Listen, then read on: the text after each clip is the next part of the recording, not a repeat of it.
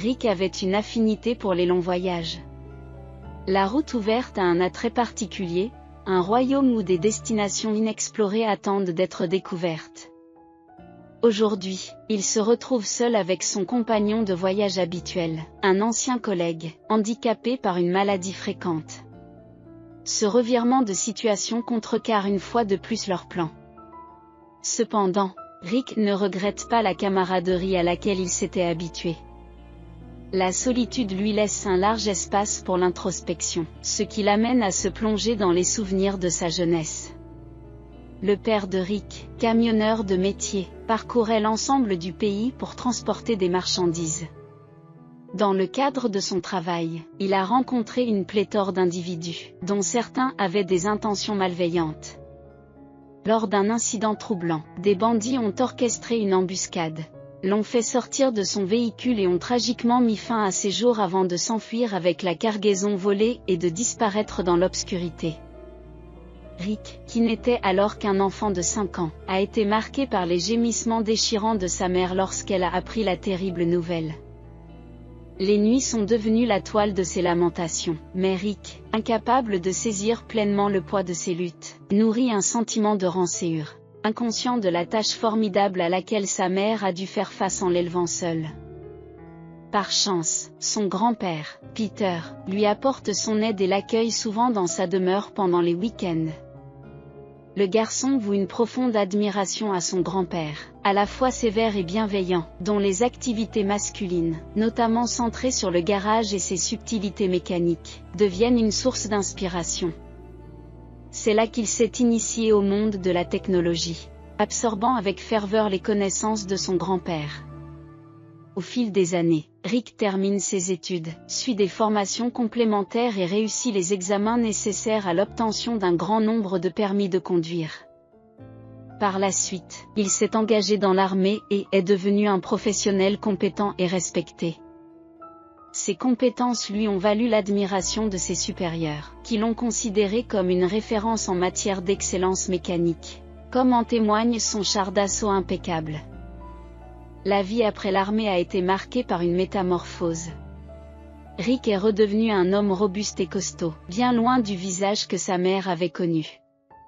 Hélas, son apparence jadis éclatante a cédé aux ravages du temps, une transformation qu'il observe le cœur lourd.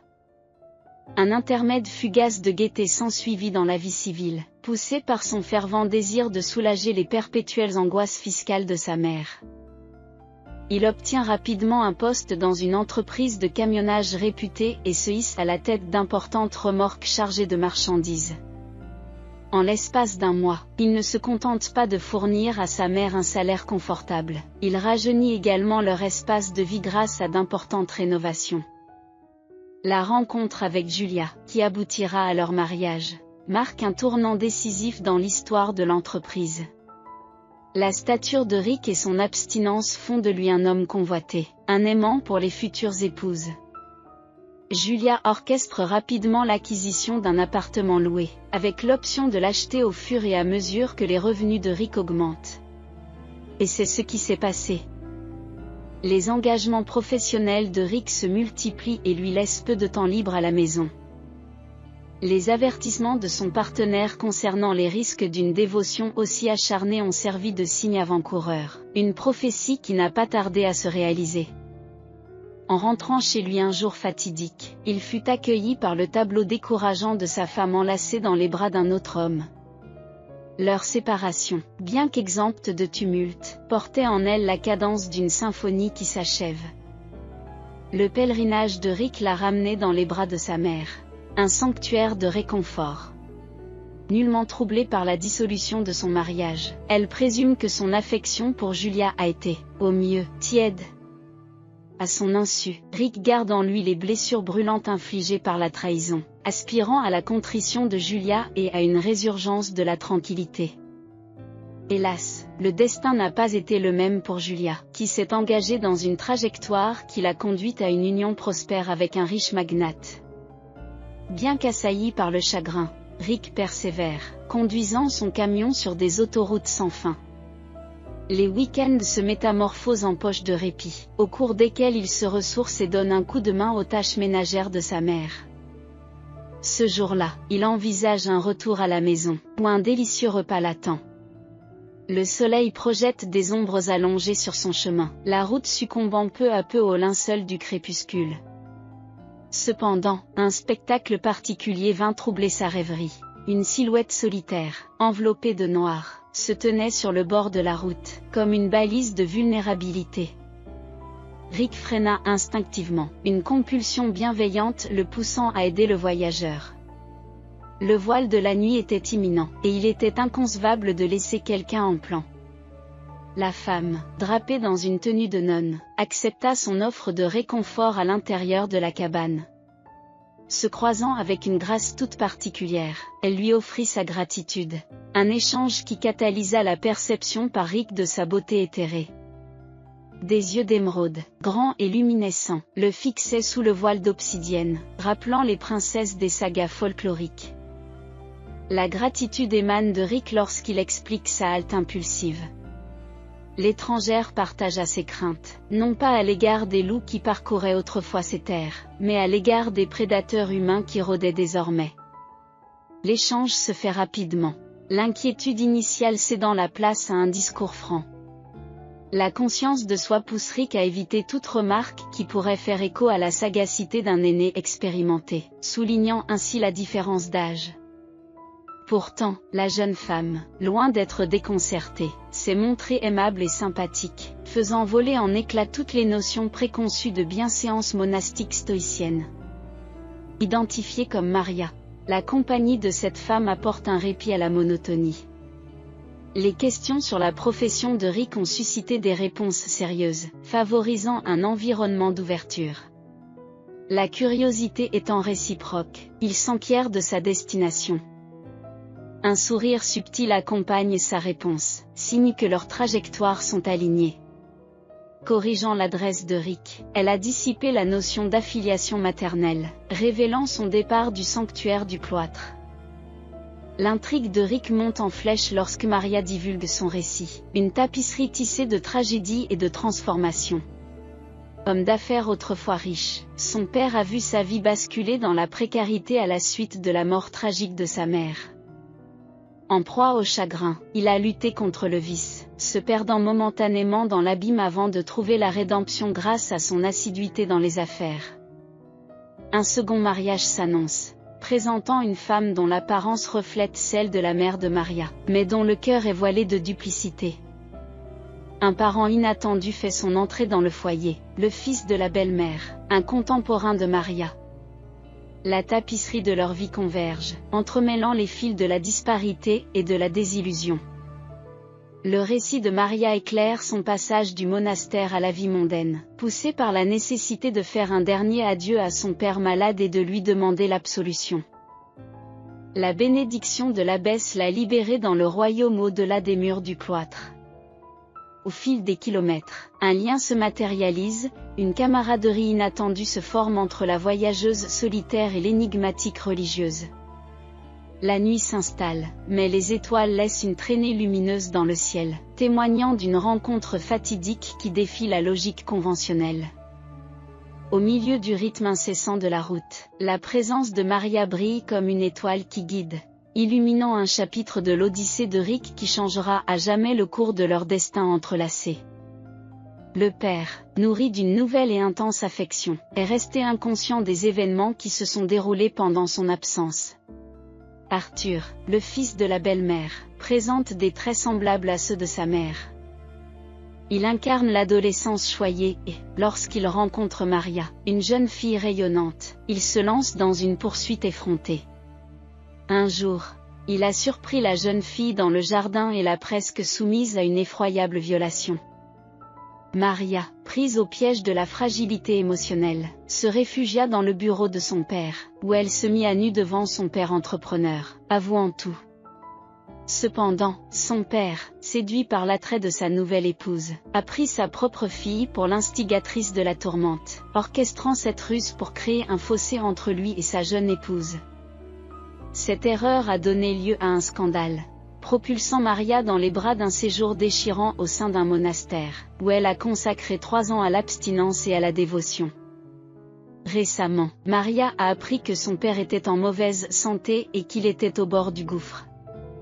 Le poids de cette connaissance a fait voler en éclats son enfermement dans les murs sacrés, faisant naître un insatiable désir de liberté. Le désir d'embrasser son père, défectueux mais chéri, grandit en elle.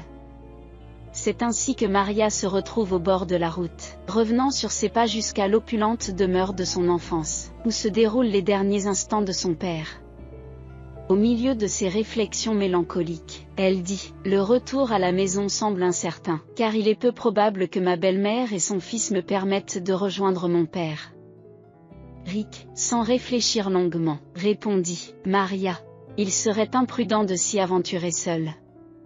Arthur semble être un voyou insouciant. Permettez-moi de vous accompagner. Mais avant cela, nous devrions nous rendre dans un magasin pour nous procurer des vêtements appropriés. Sans vous promettre le luxe, vous n'aurez pas l'air d'un pauvre. » Dans la ville, Rick déchargea sa cargaison, quittant temporairement le camion pour attendre Maria au magasin. Lorsqu'elle apparaît, vêtue d'une robe délicate et éthérée, Rick a une révélation. Il éprouve pour elle une affection inébranlable, éternelle et résolue. Ils prirent un taxi et se dirigèrent vers la somptueuse demeure de 3 étages. Les portes s'ouvrent sur l'ordre d'un garde qui reconnaît l'ancienne maîtresse de la demeure. Montant le grand escalier de marbre, Maria et Rick se dirigent vers la chambre de l'homme d'affaires. À la vue de son père affaibli, Maria se précipite, le prend dans ses bras et laisse échapper son chagrin en pleurant. Son père, ravagé par la maladie, regarde sa fille avec des yeux pleins de remords. « Pardonne-moi, ma fille. Je suis l'artisan de ta souffrance. » D'un geste, Maria présente Rick en affirmant « Père, rencontre-le. Il incarne une grande bonté. » Tendant une main flétrie, le vieil homme s'adresse à Rick « Je suis Maxwell Johnson. Je suis ravi de faire votre connaissance ainsi que celle de votre fille. » Leurs mains s'entrecroisent. L'entrée de la chambre s'entr'ouvre, accueillant une voix féminine. « Chérie, réveille-toi. Le notaire est là.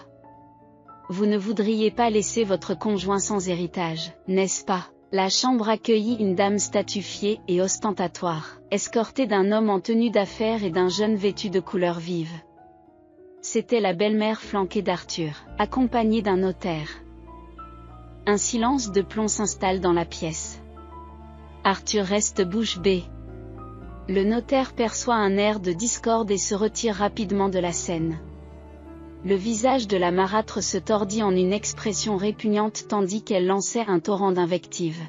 « Qu'est-ce qui amène cette nonne ici? Elle a calomnié mon fils et maintenant elle honore ma maison de sa présence. » La voix de Maria tremblait alors qu'elle affirmait « L'origine n'a pas d'importance. C'est le domicile de mes parents. Je vous suggère de partir. » En silence, Rick s'approcha de la femme, la guida par le coude et la fit sortir de la pièce. Il trouva une porte qui, en s'ouvrant, révéla une chambre obscure, un placard. La porte était fermée à clé derrière elle. L'attitude belliqueuse d'Arthur déclencha des rires parmi les occupants de la pièce. Rick le saisit sans difficulté par le col, le reléguant dans le garde-manger pour qu'il retrouve sa mère, évitant ainsi toute autre agitation. Maria fait appel à la sécurité tandis que l'homme d'affaires malade tente de se lever.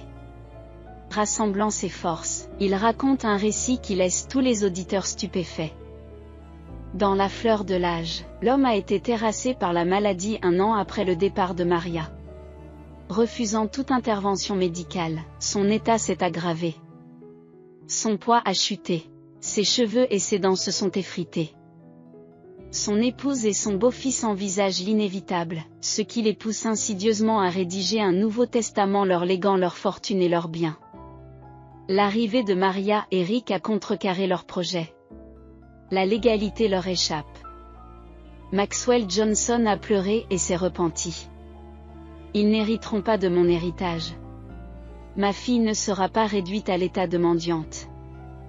Rick, après avoir absorbé le récit, fronce les sourcils. L'inquiétude le ronge, se manifestant bientôt sous la forme d'un horrible soupçon. Maxwell Johnson, appelait l'aide médicale et les autorités. Un examen s'impose. Les forces de l'ordre ne tardèrent pas à arriver. Après une audition concise, ils menottèrent la belle-mère et le beau-fils, validant l'intuition de Rick. L'examen révèle une concentration mortelle de poison dans le sang de Maxwell Johnson, qui se dirige vers le précipice. Le traitement prolongé qui s'ensuit permet une convalescence progressive, mais les pronostics optimistes restent difficiles à établir. Pendant ce temps, la femme et le beau-fils attendent leur procès, confrontés à de graves accusations. Entre-temps, Maria a pris les rênes de la vaste entreprise de son père, excellant dans son rôle.